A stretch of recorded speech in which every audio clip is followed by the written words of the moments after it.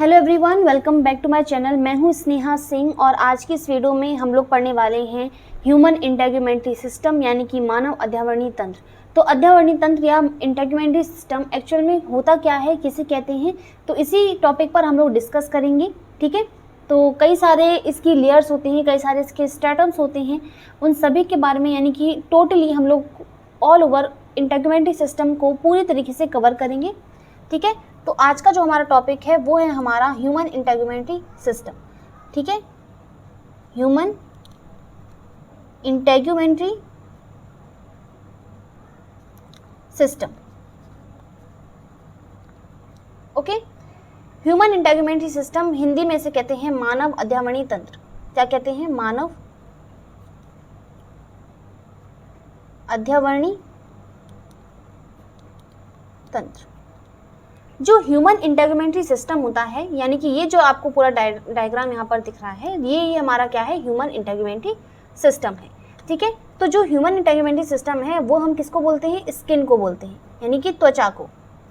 जो त्वचा होती है, क्योंकि ये देखो बहुत इंपॉर्टेंट है हमारी बॉडी के लिए। हमारी बॉडी का 6 to 7% जो भाग होता है वो कौन कवर करके रखता है? हमारी स्किन यानी कि त्वचा।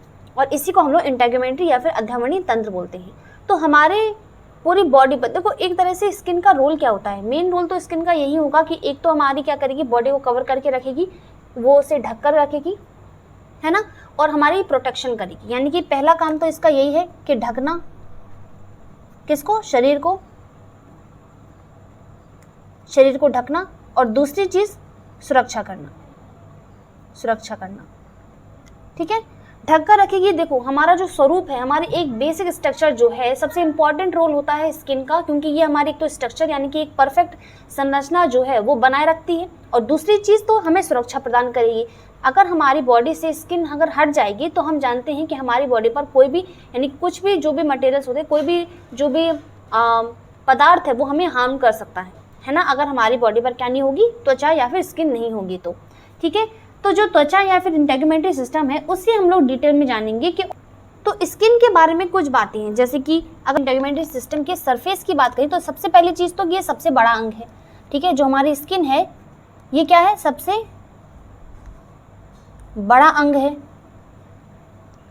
हमारे शरीर का।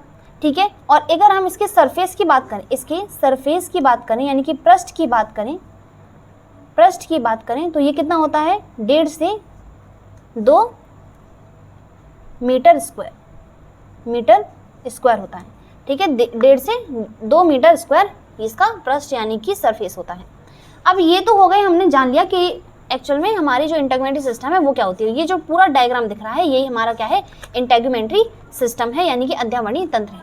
और ये अध्यावरणीय तंत्र 2 भागों में बटा रहता है। तो अब हम बात करते हैं कि ये कितने इसके टाइप्स होते हैं।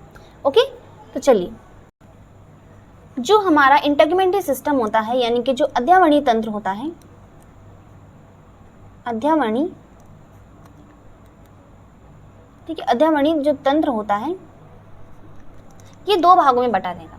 ठीक है, 2 भाग होंगे, इसके 2 भाग होते हैं। एक तो हमारा होता है जिसे हम लोग बोलते हैं अधिचर, अधिचर। ठीक है, और दूसरा पार्ट होता है जिसे हम लोग बोलते हैं चर्म। अधिचर्म को इंग्लिश में हम लोग बोलते हैं एपिडर्मिस, एपिडर्मिस, और चर्म को हम लोग बोलते हैं डर्मिस। ठीक है, अधिचर्म को एपिडर्मिस और चर्म को हम लोग बोलते हैं डर्मिस। एपिडर्मिस और डर्मिस क्या होते हैं? ठीक है, तो यहाँ पर डायग्राम में देखो तो ये वाला जो पार्ट है, ये वाला जो पार्ट है ये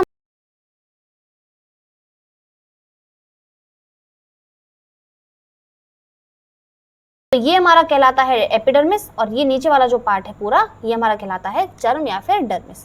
ठीक है, तो ये ऊपर का जो ऑरेंज वाला पार्ट है ये हमारा है एपिडर्मिस, जिसकी टोटली 3 लेयर्स होती हैं। और टोटली अगर उन लेयर्स की हम बात करें तो कंबाइंड करके हम 3 लेयर्स उसको बोलते हैं।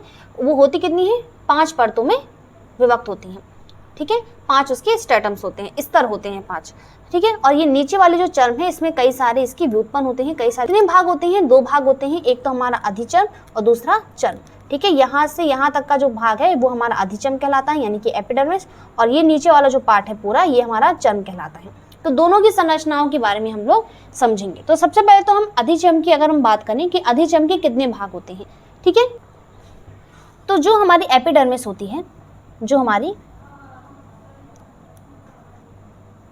एपिडर्मिस है, ये एपिडर्मिस के तीन क्या होते हैं, परत होती हैं, तीन परत होती हैं, ठीक है। और ये जो हमारी एपिडर्मिस है सबसे आउटर वाली होती है, ठीक है। तो यहाँ पर हम बोल सकते हैं कि देखो ये इसकी ये जो हमारी स्किन है ना उसकी खड़ी काट है, ठीक है, खड़ी काट है। तो ये सबसे ऊपर वाली लेयर है हमारी, ठीक है, और ये हमारी नीचे वाली लेयर है। यानी कि हमारी जो मतलब स्किन होती है वो बहुत मोटी होती है, ठीक है, बहुत मोटी परत है हमारी स्किन और कठोर होती है। तो ऊपर वाली जो लेयर है वो तो कठोर हो गई, और नीचे क्योंकि वो हमारी जो नीचे वाली स्किन होती है जिसको हम लोग चर्म बोलते हैं, उससे कई सारे कनेक्शंस होते हैं, जैसे कि ब्लड वेसल्स होती हैं कई सारी, और हमारी थोड़ी सॉफ्ट होगी उसमें क्योंकि बहुत सारी संरचनाएं होती हैं। और जो ऊपर वाली यानी कि अधिचर्म की बात करें, जो हमारी बाह्य त्वचा होती है वो थोड़ी कठोर होती है, ठीक है। बाह्य त्वचा है यानी कि एपिडर्मिस, जैसे हम लोग क्या बोलते हैं, बाह्य त्वचा बोलते हैं, ठीक है, बाह्य त्वचा। तो ये बाह्य त्वचा पहली चीज तो ये कठोर होती है, ठीक है। अभी इसके में हम लोग और अंदर जाएंगे, बहुत डिटेल में डिस्कस करेंगे। तो एपिडर्मिस के सबसे पहले तो हम बात करते हैं कि ये कितनी परतों में विभक्त होता है। तो इसके पहले तो हम देख लेते हैं कितनी लेयर्स होती हैं। तो लेयर्स यानी कि परतों की बात करें तो कितनी परत होती है इसकी, 3 परतें होती हैं, ठीक है। 3 परतें कौन कौन सी होती हैं? सबसे पहली वाली की बात करें तो सबसे पहली वाली परत को हम लोग बोलते हैं बाह्यतम, बाह्यतम शल्की परत। क्या बोलते हैं? बाह्यतम शल्की परत। और इंग्लिश में इसे क्या बोलते हैं? इंग्लिश में इसे बोलते हैं आउटर मोस्ट कॉर्निफाइड लेयर, ठीक है, outer most cornified layer. Outer most यानी कि सबसे बाहर वाली, जो हमारे अधिचम है उसके भी 3 भाग होंगे, और ये सबसे ऊपर वाला जो भाग होगा इसमें भी कई सारे स्तर होंगे, ठीक है, तो उनके बारे में भी हम समझेंगे। तो जो सबसे आउटर मोस्ट लेयर जो है, सबसे ऊपर वाली जो लेयर है उसे हम लोग बाह्यतम शल्की परत या फिर आउटर मोस्ट कॉर्निफाइड लेयर बोलते हैं, ठीक, क्योंकि ये शल्कीय युक्त होती है, शल्क युक्त होती है, ओके, इसीलिए। अब बी वाली यानी कि सेकंड वाली की बात करें तो सेकंड वाली हमारी होती है माध्यिक दानेदार परत, ठीक है। क्या बोलते हैं इसे? माध्यिक दानेदार परत, और इंग्लिश में इसे कहते हैं माध्य यानी कि मिडल, बीच वाली, तो मिडल ग्रेन्युलर लेयर, ओके। और सबसे लास्ट वाली बात करें सी वाली यानी कि थर्ड वाली, तो ये हमारी होती है आंतरिक यानी कि सबसे अंदर वाली, आंतरिक मेलपिगियन परत, ठीक है। आंतरिक यानी कि सबसे अंदर वाली यानी कि इनर मोस्ट, सबसे बाहर वाली आउटर मोस्ट, तो इनर मोस्ट मेलपिगियन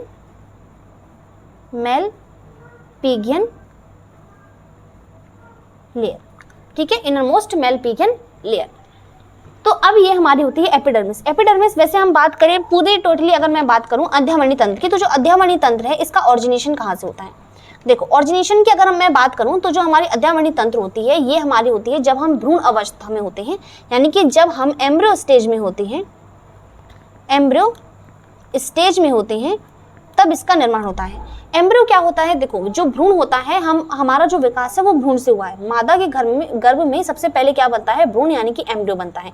वो एम्ब्रियो से फिर डेवलप होकर वही क्या बन जाता है? एक शिशु का निर्माण कर लेता है जो भ्रूण होता है, ओके।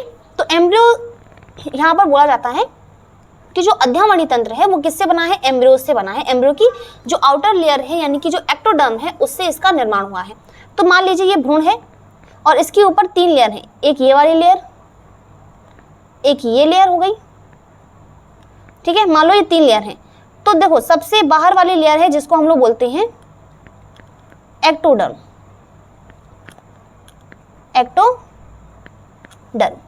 ठीक है। इसके अंदर एक लेयर होती है जिससे हम लोग बोलते हैं, इसके अंदर वाली लेयर को हम लोग बोलते हैं मीजोडर्म,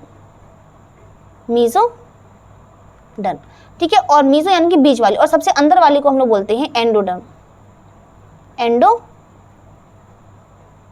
एंडोडर्म, ठीक है। तो एक्टोडर्म यानी कि जो बाहर वाली लेयर होती है, सबसे आउटर मोस्ट लेयर होती है, ये हमारा क्या है? भ्रूण है, ये भ्रूण है बीच में, ठीक है। तो इसकी 3 लेयर है, एक ये वाली, एक ये वाली और एक सबसे बाहर वाली, तो बाहर वाली को हम बोलते हैं एक्टोडर्म। तो अगर पूछ ले कि अध्यावरणीय तंत्र जो है वो किससे बनती है, तो हम बोल सकते हैं कि ये भ्रूण के समय यानी फिर भ्रूण के एक्टोडर्म से बनती है। तो इसका निर्माण क्या किससे होता है, भ्रूण के एक्टोडर्म से होता है या फिर एम्ब्रियो के एक्टोडर्म से होता है, सबसे बाहर वाली जो परत होती है।